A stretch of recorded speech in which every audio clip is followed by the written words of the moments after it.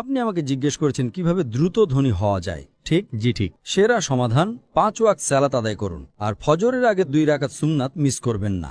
জানেন কেন? মানুষ যখন বিশ্বের টপ 10 জন ধনী ব্যক্তির লিস্ট করে, যুবক মানুষেরা। থামুন ভাই, আমাকে উত্তরটা দিতে দেন।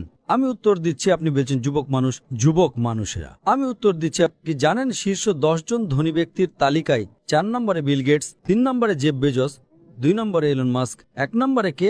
একজন মুসলিম যে ফজরের সালাত এবং সুন্নাত আদায় করে। সে এদের চেয়েও ধনী, কারণ নবী সাল্লাল্লাহু আলাইহি ওয়াসাল্লাম বলেছেন যে ফজরের 2 রাকাত সুন্নাত পৃথিবী এবং এর মধ্যে যা কিছু আছে তার চেয়েও বেশি মূল্যবান।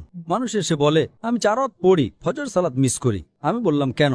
আমি সকালে উঠতে পারি না, অন্য সব সালাত সময় মতো পড়ি, ফজর আমি উঠতে পারি না। তো আমি তাকে বললাম, আপনি তো একজন ব্যবসায়ী, ধরুন আমি আপনাকে বললাম কাল সকাল ভোরে 5টায় একটা ব্যবসার ডিল আছে যেখানে আপনি $1 মিলিয়ন পাবেন, আপনি কি সেই ডিলে যাবেন?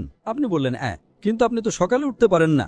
না, $1 মিলিয়ন জন্য আমি ঘুমাবই না। তাহলে $1 মিলিয়ন জন্য আপনি ঘুমান না, কিন্তু 2 রাকাত সুন্নাত যা পৃথিবী এবং এর মধ্যে যা কিছু আছে তার চেয়েও দামি, তার জন্য উঠতে পারেন না? ফজরের সালাতের মূল্য কত ভাবুন। সমস্যা হলো আমরা হাদিস শুনি কিন্তু বিশ্বাস করি না, কোরআন পড়ি কিন্তু বিশ্বাস করি না। আল্লাহ বলেছেন, তাই আমি বলি আমি কখনোই আমার ফজর মিস করব না, এমনকি আমার সুন্নাতও মিস করব না। কেউ আমাকে $1 মিলিয়ন দিলেও না। হ্যাঁ, সুন্নাত পড়া ফরজ নয়।